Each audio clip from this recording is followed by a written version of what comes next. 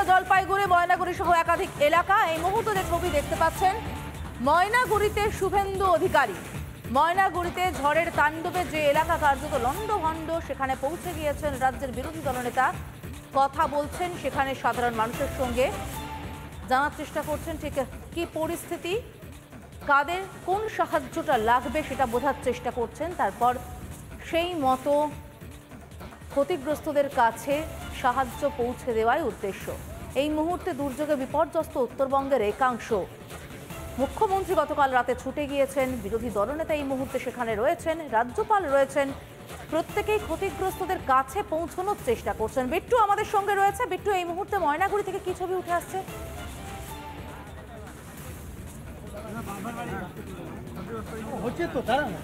প্রথমত তোমাকে জানিয়ে রাখি, যেই চত্বরে যে ঘটনা ঘটেছে, যে ডিজাস্টার ঘটেছে, প্রাকৃতিক দুর্যোগ, সেই চত্বরে এই মুহূর্তে শুভেন্দু অধিকারী গ্রাউন্ড জিরোতে দাঁড়িয়ে রয়েছেন। সেখানকার সাধারণ মানুষের সঙ্গে কথা বলছেন এবং কি কারণে সামগ্রিকভাবে বাড়িগুলো কেন তৈরি হয়নি ঠিকঠাক মতো করে সমস্ত ডিটেলস তিনি এই মুহূর্তে সংগ্রহ করছেন। যারা এখানে নেতৃত্বরা রয়েছেন, বিজেপি নেতৃত্ব, যারা গতকাল থেকে এই সাধারণ মানুষের পাশে রয়েছেন, সেই নেতৃত্বের সঙ্গে কথা বলছেন। এই মুহূর্তে এক মহিলার সঙ্গে কথা বলছেন। কি কথা হচ্ছে আমরা সরাসরি জেনে নেব।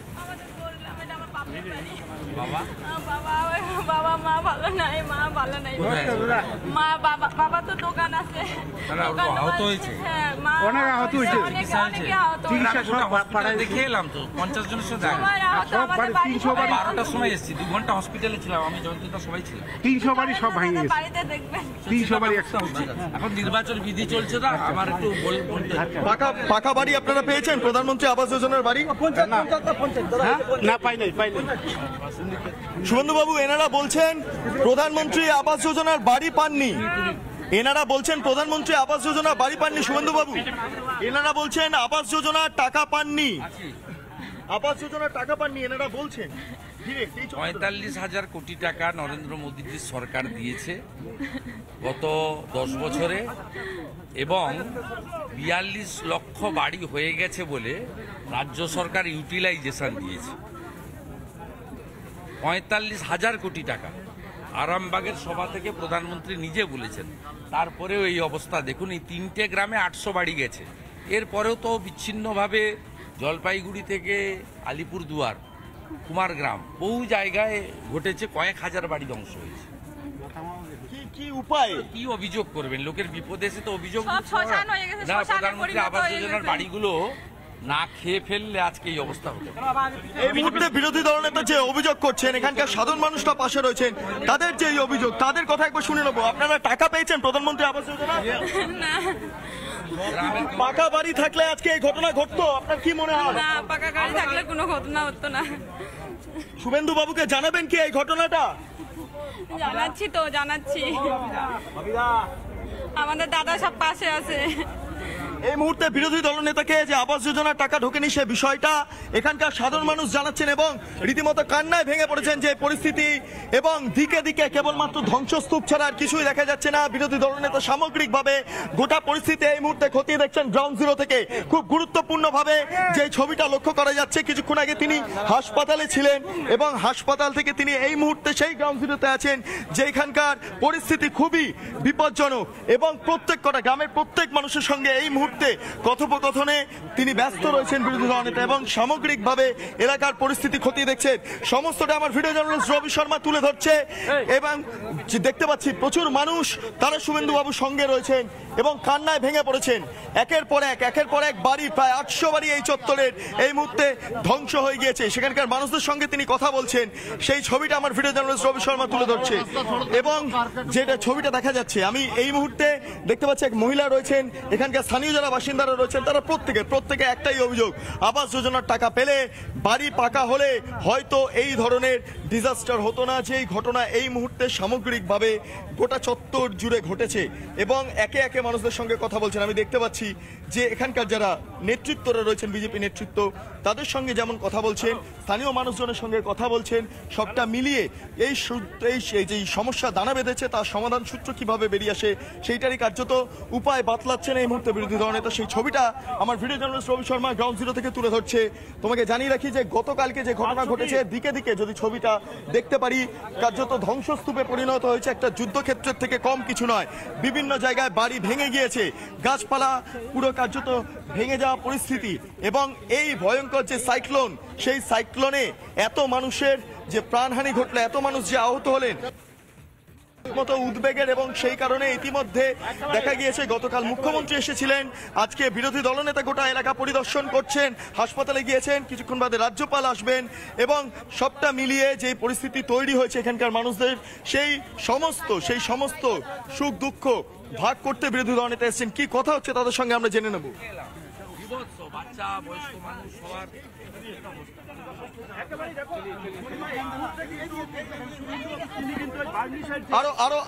আরো ছবি একের পর এক দৃশ্য এই মুহূর্তে দেখা যাচ্ছে। বাড়িগুলোর পরিস্থিতি আমার ভিডিও জার্নালিস্ট যেমন দেখাচ্ছে, তুমি দেখতে পাচ্ছ পুরো ধ্বংসস্তূপে পরিণত হয়েছে। একই সঙ্গে শুভেন্দু অধিকারী সামগ্রিকভাবে গোটা বাড়িগুলো তিনি খতিয়ে দেখছেন, কি ভাবে ধ্বংস হয়েছে বাড়িগুলো, সেই পরিস্থিতি। এই মুহূর্তে তাঁবু খাটানো আছে বিভিন্ন জায়গায়, সবটাই তিনি খতিয়ে দেখছেন।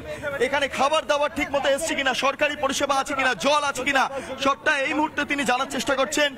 ভিডিও জার্নালিস্ট রবি শর্মা পরপর ছবিগুলো তুলে ধরছেন, দেখতে পাচ্ছি এই মুহূর্তে, এবং একের পর এক ছবি এই মুহূর্তে। আরেকবার চেষ্টা করব তার কাছে যাওয়ার এবং জানার চেষ্টা করব যে তার সঙ্গে সাধারণ মানুষের কি কথা হচ্ছে।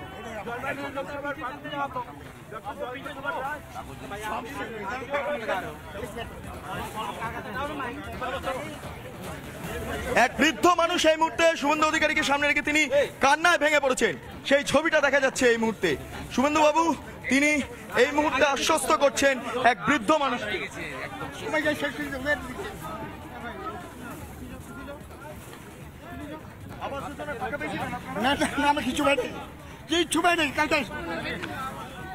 বাড়ি হলে এই সমস্যা হতো,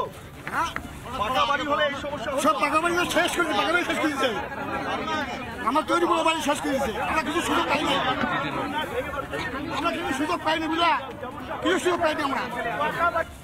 আমরা একের পর এক ছবি এই মুহূর্তে দেখতে পাচ্ছি।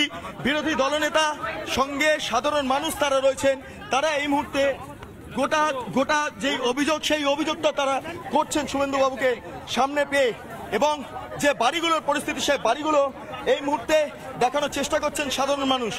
শুভেন্দু বাবু, এইভাবে যে পরিস্থিতি তৈরি হয়েছে, আপনাকে দেখতে হচ্ছে আজকে সকালবেলা এসে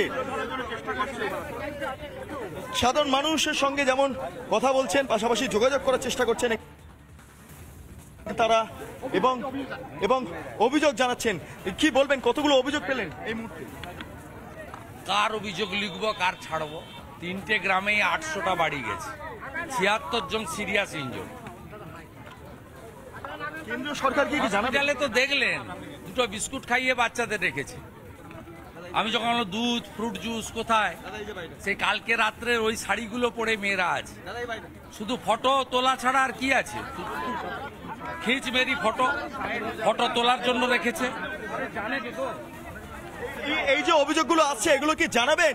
কেন্দ্রীয় নিউরো সার্জন নেই উত্তরবঙ্গে কোনো হসপিটালে, আপনি এই হসপিটালে এমআরআই পর্যন্ত। ছবি একের পর এক ছবি এই মুহূর্তে বিরোধী দলনেতা যে বিষয়গুলো তিনি নজরে রাখছেন, সেই ছবিগুলো এই মুহূর্তে তোলা হচ্ছে। তুমি দেখতে পাচ্ছ সাধারণ মানুষ প্রায় লুটিয়ে পড়ছেন, যে অবিলম্বে পরিত্রাণ দিন, অবিলম্বে এই পরিস্থিতি থেকে আমাদের মুক্ত করুন। মানুষের এই বক্তব্য উঠে আসছে, খুবই তাৎপর্যপূর্ণ ছবি এই মুহূর্তে দেখা যাচ্ছে। সাধারণ মানুষ তারা অভিযোগ জানাচ্ছেন, আবাস যোজনার টাকা পাননি সেই অভিযোগ জানাচ্ছেন, বাড়িগুলোর বর্তমান পরিস্থিতি কি জায়গায় দাঁড়িয়ে আছে সেই বিষয়গুলো যেমন তুলে ধরছেন। একটা ক্যাম্প করা হয়েছে, সেই ক্যাম্পের মধ্যে এই মুহূর্তে বিরোধী দলনেতা প্রবেশ করছেন, যেখানে কালকে যারা গৃহহীন স্বাধীন হয়ে পড়েছিলেন তারা কিভাবে বসবাস করছেন সেই জায়গায় তিনি এই মুহূর্তে প্রবেশ করছেন। সেখানে সামান্য ত্রাণ দেওয়া হয়েছে। ছবিগুলো পরপর যদি দেখা যায় খুব তাৎপর্যপূর্ণ।